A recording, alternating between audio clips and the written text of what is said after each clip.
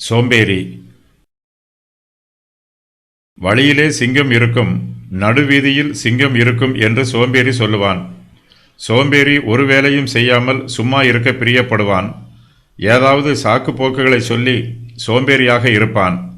தான் வேலை செய்கிற இடத்தில் ஏதாவது ஆபத்து இருக்கும் என்று சொல்லுவான். வேலைக்கு போகிற வழியில் ஏதாவது ஆபத்து இருக்கும் என்று கற்பனையான காரணங்களை சொல்லுவான். வழியிலே சிங்கம் இருக்கும் என்றும் நடு வீதியிலே சிங்கம் இருக்கும் என்றும் சோம்பேறி கற்பனையான காரணங்களை சொல்லி ஒரு வேலைக்கும் போக மாட்டான். சோம்பேறிக்கு சாக்குப்போக்கு சொல்ல நன்றாக தெரிந்திருக்கும். ஒரு சிலர் ஆவிக்குரிய காரியங்களில் சோம்பேறிகளாக இருப்பார்கள். இவர்கள் உலக பிரகாரமான வேலைகளையும் செய்ய மாட்டார்கள்.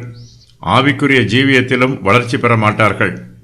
வேதத்தின் ரகசியங்களை புரிந்து கொள்வதற்கு எவ்வித முயற்சியும் மேற்கொள்ள மாட்டார்கள். வழியிலும் வீதியிலும் சிங்கம் இல்லாதிருக்கும் போதே சிங்கம் இருக்கும் என்று நினைத்து பயப்படக்கூடாது. இது கற்பனை சிங்கம்.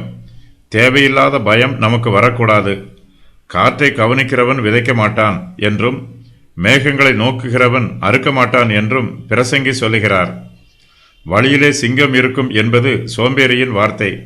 நீதிமொழிகள் 26:13 முதல் 16 வரை உள்ள வசனங்களில் சோம்பேறித்தனத்திற்கு எதிராக 4 பழமொழிகள் கூறப்பட்டிருக்கிறது. நீதிமொழிகள் 26:13 வசனமும் நீதிமொழிகள் 22:13 வசனமும் ஒன்றுபோல் உள்ளது. சோம்பேறி தன்னுடைய சோம்பல் தனத்திற்கு ஏதாவது சாக்கு போக்குகளை கூறிக்கொண்டிருப்பான்.